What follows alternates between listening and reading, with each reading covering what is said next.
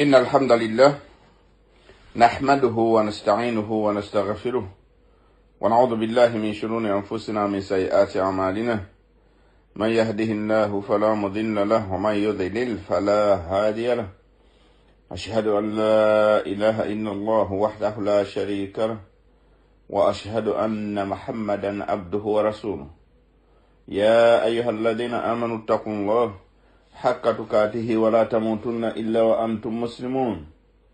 يا أيها الناس اتقوا ربكم الذي خلقكم من نفس واحدة وخلق منها زوجها وبث منهما رجالا كثيرا ونساء واتقوا الله الذي تساءلون به والأرحام إن الله كان عليكم رقيبا.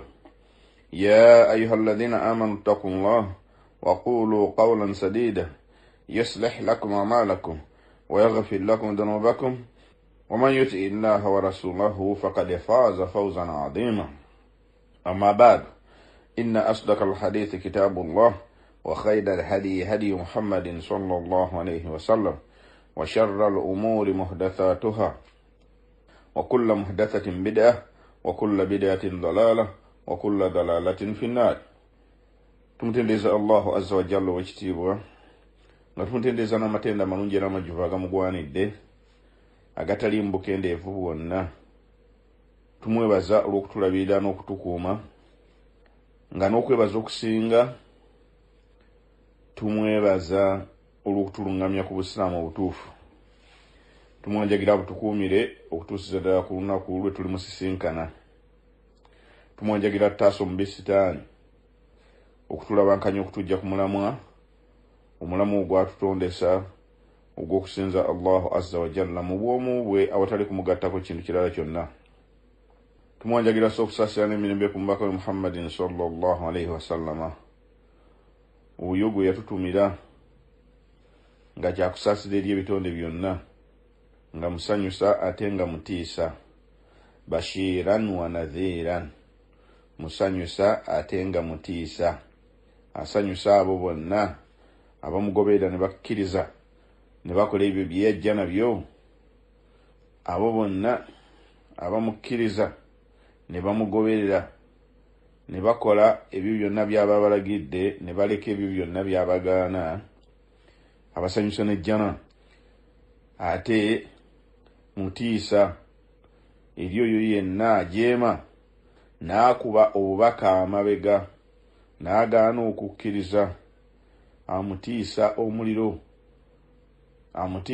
omuliro kuba tewaliwo kubuusabuusa nti oyo yenna agaana okukkiriza obubaka bw'omubaka Muhammadin sallallahu alaihi wasallama bwe yajja nabwo, n'agaana okukkiriza obusiraamu, n'afiira ku mbeera eyo, abeera amaze okuzikirira. Tagenda kulaba ku ssanyu wadde akatono bwe kati. Tagenda kulaba ku ssanyu wadde akatono, emirembe n'emirembe. Tumwanjagira Allahu azza wa jalla okusaasira okwo n'emirembe byamussaako bibulire ddala abantu b'ennyumba ye ne basahaba be bonna n'abo bonna abamugoberera okutuusiza ddala ku lunaku lw'ensonga. Baddu ba Allah bulungi abakkiriza, tugenda maaso n'omusomo gwaffe ogukwatagana ku kwaziina, nga tuli ku lugendo lwaffe olw'okutunuulira okwaziina kw'olunaku lw'ejjuma. Ku mulundi ogwaggwa twatunuulira ebigambo by'omuwandiisi waffe ng'atulaga enjuyi zombi, nga twasembayo okulaba oluyi olugamba nti okwaziina kuno okwa Uthman bin Affan radhiyallahu anhu kwe yateekawo, okwaziina okwo tetusaanidde kubeera nga tukugoberera olw'ensonga ze bannyonnyola. Ne tuwunzika nga tugamba tugenda kutunuulira ebigambo by'omuwandiisi w'ekitabo ekyokubiri Safwatul Bayan, nga mu bigambo bye yeesembesa ebigambo by'omukugu munnahadiisi omwatiikirivu ku mulembe gwaffe guno gwe tuliko, nga naye si mulala okuggyako Muhammadi Nasiruddin al-Albani rahimahullah rahmatan wasi'a. Sheikh Albani bwe yali ayogera ku nsonga eyo oluvannyuma lw'okwogera ku ahadisi ze twalaba eziri mu kitabo kya Imam Bukhari ezogera ku nsonga y'okwaziina kwa Uthman. Emu ku hadisi ze twalaba nga eri mu kitabo kya Imam Bukhari, hadisi egamba nti inna al-adhana yawma al-jum'a kana awwaluhu hina yajlisu yawma al-jum'ati ala al-minbari fi ahdi rasulillahi sallallahu alaihi wasallama wa Abi Bakr wa Umar radiyallahu anhuma. فلما كان في خلافة عثمان رضي الله عنه وكثروا مرواية دلا وكثر الناس أمر عثمان يوم الجمعة بالأذان الثالث فأذن به على الزوراء فثبت الأمر على ذلك. هذه سينو تواجربا مسوم جافي جاkulembera naye Sheikh Albani bw'amala gyogerako ku kuleeta ebigambo bye tugenda okutunuulira biidhinillah. Hadisi egamba nti inna al-adhana yawma al-jumu'a kana awwaluhu hina yajlisu yawma al-jumu'ati ala al-minbari fi ahdi rasulillahi sallallahu alayhi wa sallama wa Abi Bakr wa Umar radiyallahu anhuma. Nti okwaziina ku lunaku lw'ejjuma kana awwaluhu hina yajlisu ala al-minbari, okwaziina kuno kwabangawo nga imaamu amaze okutuula emimbari amakulu nabbi sallallahu alaihi wasallama ku mulembe gwa nabbi sallallahu alaihi wasallama. Nabbi sallallahu alaihi wasallama bwe yabanga amaze okutuula emimbari, then omwaziina alyoka ayaziina, ne ku mulembe gwa Abubakari ne ku gwa Umaru radiyallahu anhuma bwe gutyo bwe gwali. Agamba falamma kana fi khilafati Uthman radiyallahu anhu wa kathuru, ku mulembe gwa Uthman ibn Affan radiyallahu anhu abantu bwe bayinjiwala Madina ageze, amara Uthman yawm al-jum'a bil adhani athalith. Uthman ibn Affan bwe yamala okulaba nga abantu bayinjiwadde Madina ageze, bwatu yasalawo n'ateekawo okwaziina okwokusatu. Twannyonnyola ntulaga okwaziina okwokusatu kwe bategeeza kwe kulwa, nga kwe okusooka okwateekebwawo oluvannyuma ku mulembe gwa Uthman. Okwaziina okwokusatu naye nga kwe kubeera kukulembera enjazina zino zonna. Okwaziina okwokubiri kwe okubeerawo nga imaamu atudde ku kituuti, then okwaziina okwokusatu kweko okukima esswala nga imaamu amaze okusoma khutuba. Kati agamba nti fa'udhina bihi ala zawra'i, okwazina kuno kwe yateekawo kwabeerangawo eri mu katale ng'ebiseera tibinnaba, wabula okutegeeza abantu nti ejjuma yino ekubye koodi, n'olwekyo mwanguyirize okumaliriza ebintu byammwe bimuliko mugende musobole okubaawo okusaala ejjuma. Agamba fathabata al-amru ala dhalika, embeera yasigala ng'etambula mu mbeera eyo okutuusiza ddala Uthmani lwe yava ku bukulembeze. Kati Sheikh oluvannyuma lwa hadisi eyo, Sheikh Albani rahimahullah mu kitabo kye al-ajwiba an-nafi'a, oluvannyuma lwa hadisi eyo yagamba nti la nara al-iqtidaa'u bima fa'alahu Uthman radiyallahu anhu wa duna qayyidu faqad 'allamana مما تقدم أنه إنما زاد الأذان الأول لعلة معقولة وهي كثرة الناس وتباعدوا منازلهم عن المسجد النبوي. agamba Sheikh okugoberera ekikolwa kya Uthman kino ekyokuba nti yateekawo okwaziina, agamba nti ekikolwa ekyo nga bwe tumaze okulaba emabega yakikola olw'ensonga ezo ezoogeddwako mu hadisi eno, nazo ze zirwa nga bwe tumaze okulaba emabega amakulu mu hadisi gye tulabye, innama zaada al-adhan al-awwalu li illati ma'qula.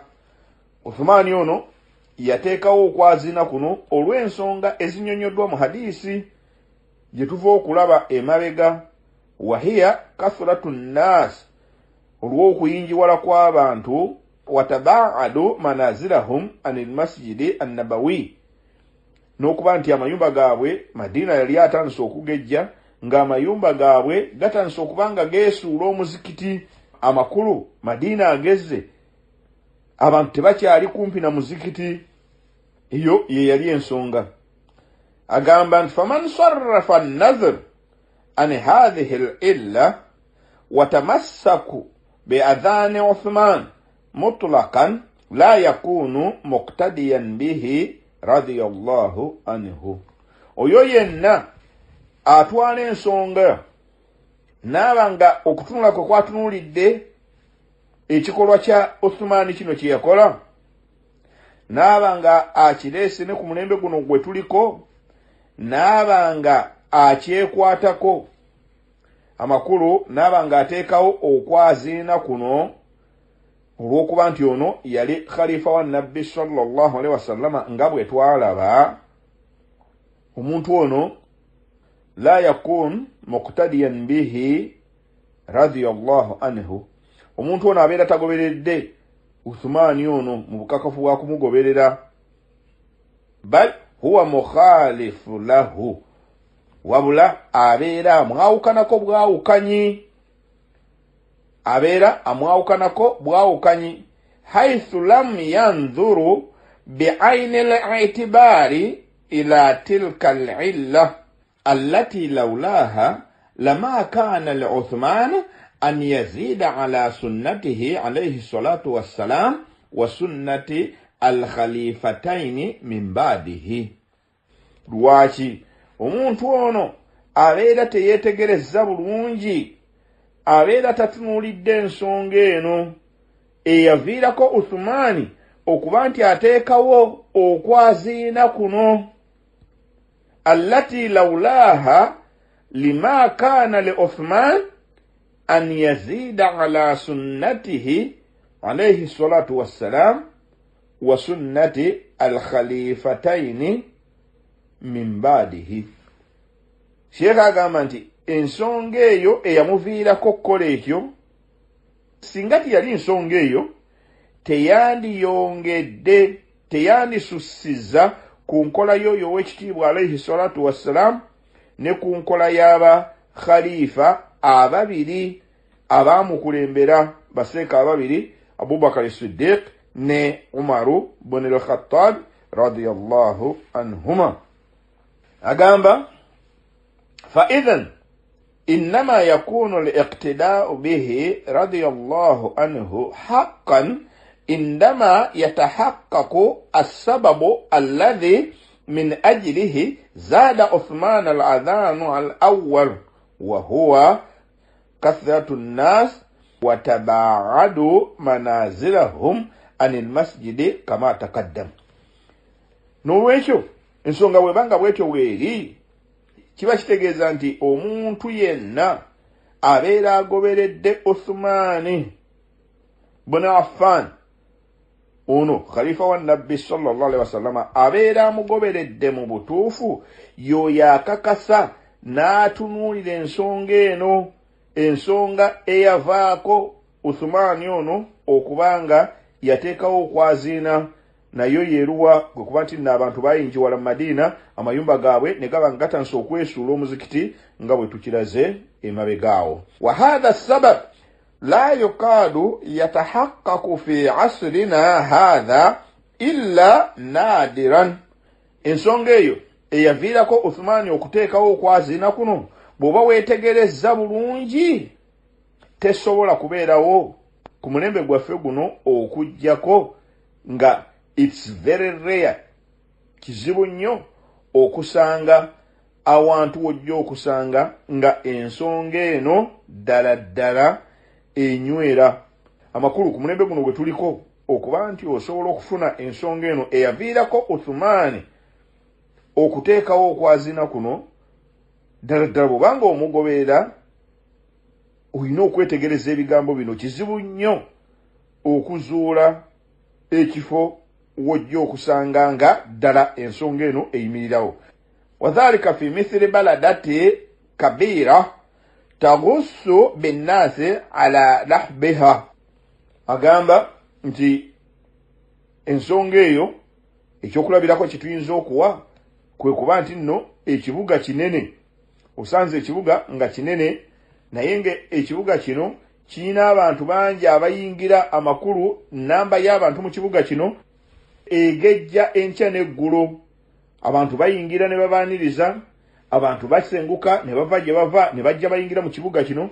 Ekibuga kino ne kigaziwa kama kana alhalu fil madina almunawwara, nga bw'olaba embeera bwe yali mu kibuga Madina, ekibuga kya Nabbi sallallahu alaihi wasallama, nti abantu basenguka ne bava gye bava olw'okuba bayingidde obusiraamu ne batandika okujja mu Madina. Madina n'atandika okugejja, amayumba ne gatandika okweyongera, abantu ne babeera nga beesudde ekitundu kiwanvuko okuva ku masjidi ya Nabbi sallallahu alaihi wasallama. Agamba nti laisa fiha illa masjidun wahida yajma'u nnaasu fihi, nga ekibuga kino kirina omuzikiti gumu gwokka ng'abantu bonna we bakuŋŋaanira okusaala ejjuma. Wakad ba'dati likathratihim manazilihim anhu, abantu bano olw'okuba nti baali beeyongedde obungi mu Madina, amayumba gaabwe ne gaba nga gatansogenda nga geesuula omuzikiti olw'obungi bwabwe. Fala yabluguhum sawti almuadhdhinu alladhi yuadhdhinu ala babil masjidi, nga abantu bano tebakyatuukibwako ddoboozi lya mwazinyi ono, omwazinyi eyeyaziinanga ng'ayaziinira ku mulyango gw'omuzikiti. Kuba Sheekh kyayogerako wano nti okwaziina twakikonako era tujja kukiraba ndowooza musomo gwaffe ogunaddako, nti okwaziina sunna ku lunaku lw'ejjuma. Okwaziina kuno okwaziinibwa nga imaamu atudde ku kituuti kuyina kubeera ku mulyango, so si wano mu maaso nga bw'olaba bwe tukola, si wano mu maaso, nedda kuyina kubeera eri ku mulyango. Agamba nti wa amma baladati fiha jawami'u kathira, wabula ekitundu kyonna, ettawuni yonna ng'erimu emizikiti mingi abantu bwe bakuŋŋaanira okusaala. Kamadinatu Damashq mathalan, nga bw'olaba ekibuga Damascus, present day Damascus, kyekibuga kyayogerako. By then eyo gye yali awangaalira, we yawandiikira ekitabo kino gye yali awangaalira. Agamba nti la yuqadu almar'u yamshi fiha illa khutuwati hatta yasma'u al'adhan liljum'a min almanarati. Agamba nti mu kibuga kino Damascus by then we yayogerera, so nga ate ku mulembe guno gwe twogererako right now ate kisukkawo okusinga ku mbeera eyo Sheekh gye yali ayogererako, nti kizibu nnyo okutambula ebigere ebiwera n'oba nga tosanze wali muzikiti, n'oba nga towulidde ddoboozi lya mwazinyi. Okwaziina kuno okwalinga ku minaala. Wakad wadaa ala ba'dha aw kathira minha al-alati al-mukabbira li aswati, nga n'emizikiti egisinga obungi gyateekebwako emizindaalo amakulu, nga omuzindaalo guno gutambuza eddoboozi. Fahasula bidhalika almaqsudi alladhi min ajlihi zada Uthman al-adhani ala wa huwa ilamu nnasi anna salata al-jum'ah qad hadulat kama nassu alayhi fi al-hadithi al-mutaqaddima. Sheikh agamba nti ku mulembe gwe tuliko kizibu nnyo okutambula n'otasanga muzikiti, ate nga emizikiti egyo girina emizindaalo. Tuli ku tekinologi nga buli lwe baziina abantu abali mu kitundu bonna babeera bawulira bulungi sinakindi okwaziina kuno kubeerawo emizindaalo ne gibeera nga amaloboozi gayingiragana olw'obungi bw'emizikiti egiri mu kitundu. N'olwekyo bwe tusanga nga embeera ebeera bw'etyo kiba kitegeeza nti ensonga eno eyaviirako Uthmani okuba nti ateekawo okwaziina kuno eba tekyaliwo. N'olwekyo ensonga eno weba tekyaliwo, n'olwekyo kiba kitegeeza nti tetukyalamulira ku nkola ya Uthmani eno gye yateekawo. Lwaki okwaziina kuno yakuteekawo? Olw'okuba nti abantu bayinjiwadde tebakyasobola kuwulira kwaziina kuno. Amayumba geeyongedde okuyinjiwala, geesudde ebbanga okuva ku muzikiti ng'abantu tebakyawulira kwaziina kuno okwabeeranga ku mulyango. N'olwekyo ensonga eno bw'ebanga emaze okuvaawo kitegeeza nti tuba tulina kuddayo ku kikolo. Ekikolo kyekirwa kyekikolo ekya hadiisi nga bwe tulaze nti ku mulembe gwa Nabbi sallallahu alaihi wasallama okwaziina kwabeerangawo nga imaamu amaze okufuluma alinnye ekituuti, ng'amaze okufuluma alinnye ekituuti. Kati abantu baatandika okuyinjiwala ne bayinjiwala, enkola eyo Uthmani yagivaako n'ateekawo okwaziina okwokusatu kwe yateeka eri mu katale, ng'okwaziina okwo kutegeeza abantu nti abaaye ejjuma eyingidde. N'olwekyo mweteeketeeke. Sheekh agamba wa idha kana al-amru kadhalika, ensonga bwebanga bwetyo bwefaananye, fal akhadhu hina idhi bi adhan Uthman min qabil tahsilu al-hasil wa hadha la yajuzu.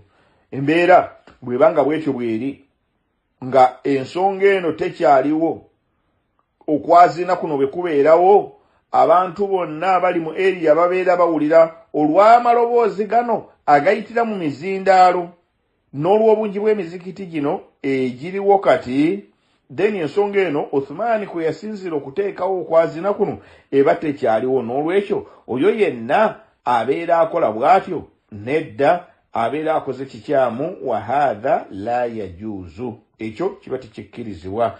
Wala siyama fi mithli hadha al-mawdi' alladhi fihi at-tazayyir ala shari'ati rasulillahi sallallahu alaihi wasallama duna sabab al-mubarrid. Agamba nti omuntu tekikkirizibwa kubeera nga oyongera n'osukka ku mateeka oba ku nkola eyo mbaka Muhammadin sallallahu alaihi wasallama gye yatuteerawo nga toyina nsonga yonna ekukkirizisa kubeera nga oyongera ku nsonga eyo, nga toyina ene justification. Kuba Uthman ibn Affan yayina justification, yayina ekimukkirizisa okuteekawo ekintu ekipya ekyawukana ku ekyo ekya Nabbi sallallahu alaihi wasallama. Nga bw'olaba nti kati ku mulembe gwaffe guno gwe tuliko ekituleetera okuba nti nno tuva ku ekyo ku mulembe gwaffe guno kwe kuba nti tuteekawo emizindaalo. Bwe tuba nga tutaddewo emizindaalo, eyo nsonga kyeno, ensonga eno yaki yakutuusa ddoboozi ku bantu. Emizindaalo gino giyambako okutuusa eddoboozi ku bantu. Ku mulembe gwa Uthman ibn Affan singa waaliwo emizindaalo nga gye tulina ku mulembe gwaffe guno, teyanditaddewo kwaziina kuno. Ate yandibadde ateekawo kwaki? Yakuteekawo lwa nsonga nti abantu baali bayinjiwadde nga amayumba gaabwe geesudde omuzikiti nga bali wala tebakyasobola kuwulira. Kati bwe tubeera nga tulina omuzindaalo ogutuusa eddoboozi buli wonna we tuba twagadde lituuke, then tewaliwo nsonga etuteekesaawo kwaziina kuno. Ka annahu lidhalika kana Aliyu bun Abi Talib radiyallahu anhu wa huwa bil Kufa yaktasiru ala sunnah wala ya'khudhu biziyadati Uthmana kama fil Qurtubi. Agamba nti kyuvolaba nti Ali ibn Abi Talib radiyallahu anhu bwe yalya obwa khalifa ng'ali Kufa, nabagamba nti Ali ibn Abi Talib bw'amala okulya obwa khalifa, Uthmani amaze okuttibwa, headquarter ye yagikyusa n'agijja Madina n'agitwala Kufa. Naye bwe yagenda Kufa, enkola eno eya Uthmani teyagikolerako, yaddayo ku kikolo ekyo ekya Nabbi sallallahu alaihi wasallama kye yaliko ne basahaba bano bamuzeeyi ababiri Abu Bakari ne Umaru radhiyallahu anhuma, embeera gye baalimu nga nayo yerwa yeyokwazina kuno okumu. Lwaki Ali ibn Abi Talib yaddayo ku kikolo? Anti tewaaliwo bwetaavu bwa kuteekawo kwazina kuno nga bwe gwali e Madina. Wano Obusiraamu bwali bweyongedde okugaziwa, emizikiti tebalina gumu nga bwolaba e Madina, kuba baideni e Madina balina omuzikiti ogwo gumu mu kibuga Madina, kibuga kya Nabbi sallallahu alaihi wasallama. Mu kibuga kya Nabbi sallallahu alaihi wasallama balina omuzikiti ogwo gumu. N'olwekyo abantu abaali basenze mu kibuga wano gwe muzikiti bonna bwe bakuŋŋaaniranga okusaala. N'olwekyo Uthmani yalina okuteekawo ekkubo ery'okuba nti awuliza abantu bano ne bamanya nti eswala etuuse. Sheikh agamba nti waqala Ibn Umar radhiyallahu anhuma innama kana an-nabiy sallallahu alayhi wa sallama idha sa'ida al-minbari adhana Bilal. Nti Nabbi sallallahu alayhi wa sallam bwe yalinnyanga emimbali, Bilali yayazinanga. Fa idha faraga an-nabiy sallallahu alayhi wa sallama min khutbatihi aqama as-salah. Nabbi sallallahu alaihi wasallam bwe yamalirizanga okusoma khutuba, eswala yayimirirangawo. Amakulu Bilali yakimanga eswala, Nabbi sallallahu alaihi wasallam n'abasaaza. Agamba nti wal adhanul awwal bid'atun, n'okwazina kuno okusooka okukwateekebwawo kuli bid'a kuzuule. Bw'atyo Ibn Umaru bw'agamba. Ebigambo ebyo twabiraba ku mulundi oguwedde nga abooludda olugamba nti okwazina kuno tekuliiwo, tekuteekwa kubaawo kuba tewakyaliwo bwetaavu bwa kukikola. Twalaba ebigambo ebyo nga babyesembesa ng'obujulizi. Sheikh agamba nti wal khilaswa, n'okuwumbawumba nno ebigambo bino, agamba nti annana nara an yaktafa bil adhani al muhammadi sallallahu alaihi wasallama. N'olwekyo mu kuwumbawumba tulaba nti okwekwata ku kwazina kwa Nabbi sallallahu alaihi wasallama kikisingako bulungi. Amakulu okwazina okwo kwaliwo ku mulembe gwa Nabbi sallallahu alaihi wasallama kikisingako bulungi. Wa an yakuna inda khuruji al-iman wa sa'udahu ala al-minbari.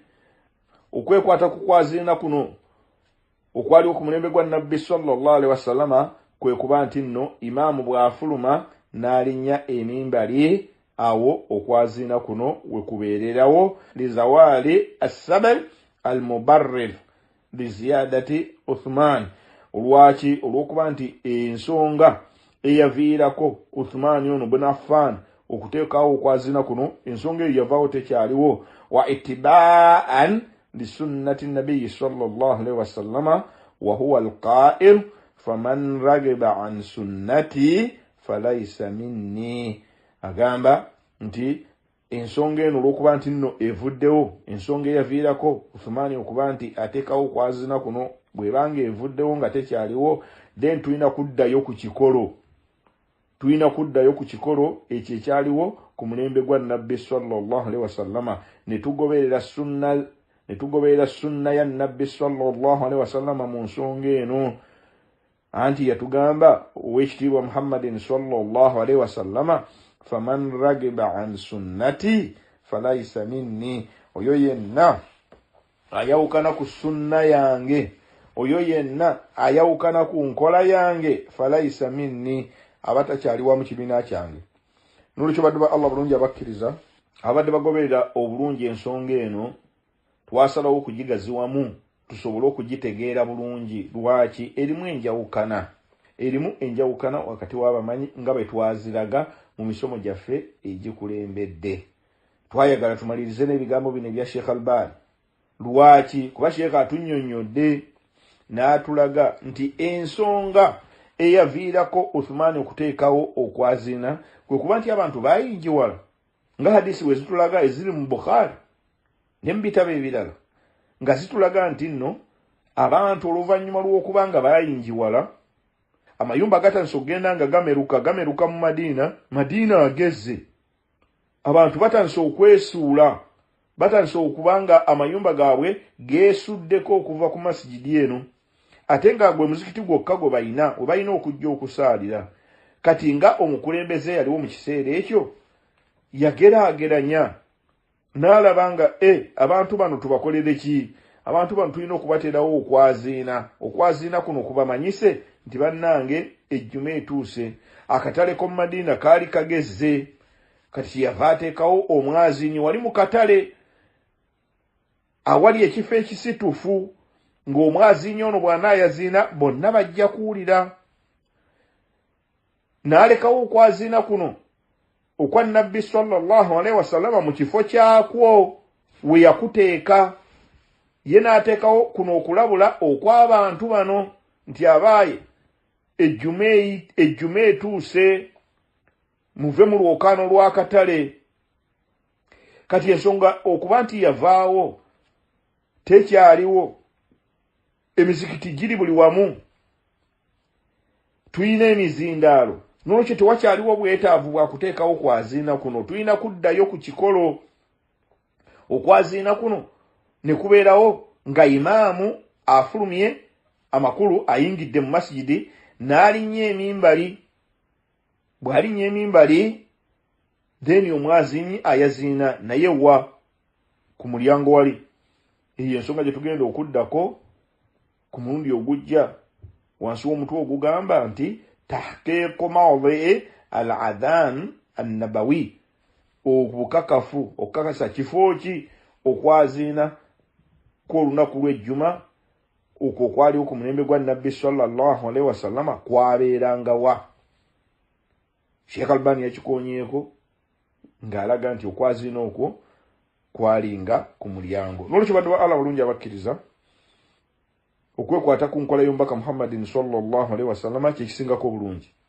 Tewaliwo obwetaavu kulekawo kya Nabbi sallallahu alaihi wasallama ekyo kye yakola n'ogenda n'ekyo eky'omulala. Ekya sahabi yenna tukitwala nga waliwo ensonga ebezzeewo. Ebbanga lye limala nga ensonga eno teriiwo, nga bw'olaba Sheikh bw'alaze nti ensonga eno yavaawo, tekyaliwo. Tewakyaliwo bwetaavu. Emizikiti tulina mingi kyesooka, ate emizikiti egyo almost gyonna giriko emizindaalo. Ekirala, abo bonna abateekawo enkola eyo, enkola eno bagikola batya?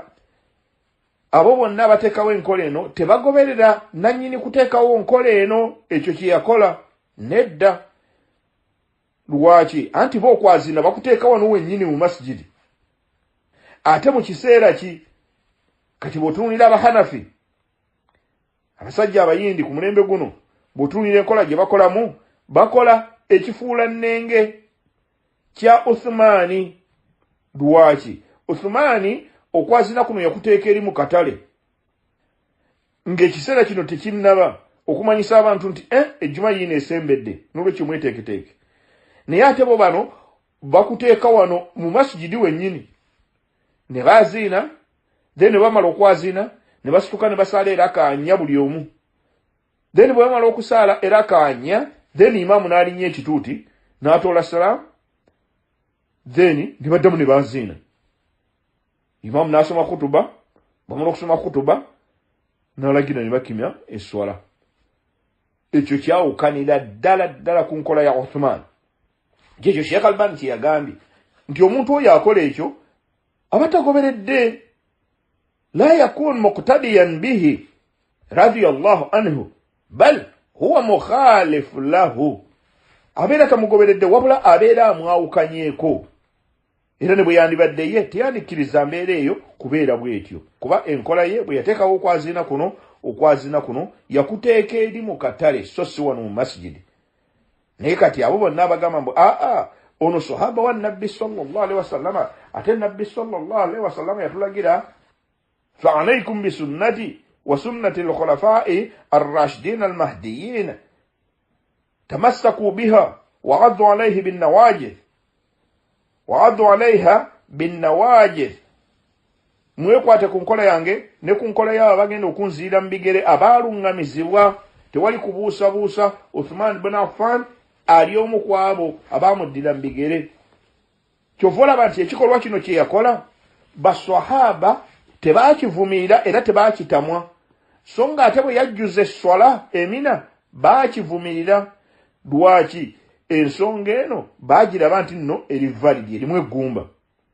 Ataddewo okwazina kuno olw'obungi bw'abantu. Ali ibn Abi Talib bw'agenda Kufa nga tewakyaliwo bwetaavu bwa kukola nga Uthman bwe yakola, yakivaako n'addayo ku kikolo. Bye bigambo Sheikh byakuleetedde wano, n'addayo ku kikolo nga Muhammadin sallallahu alaihi wasallama bwe yakolanga, era n'abo bamaseeka ababiri abaamuddira mu bigere before Uthmani enkola gye baaliko. Nolwekyo baddu Allah bulungi abakkiriza, ensonga bweti bweyimiridde, ekituufu nze kye nagenda nakyo kusinziira ku bigambo bino byonna nga bwe tuzze tubiraba, okwaziina kuno tekubeerawo. Lwaki? Tetulina bwetaavu, tewaliwo nsonga yonna eyongeza etuviirako okwongera ku nkola ya Nabbi sallallahu alaihi wasallam, amakulu okwawukana ku nkola ye. Ne tugenda n'ekyo sahabi kye yateekawo olw'ensonga ye ze yalina nga ddala zaali ntuufu mu kiseera ekyo, so nga ate mu kiseera kino tezikola.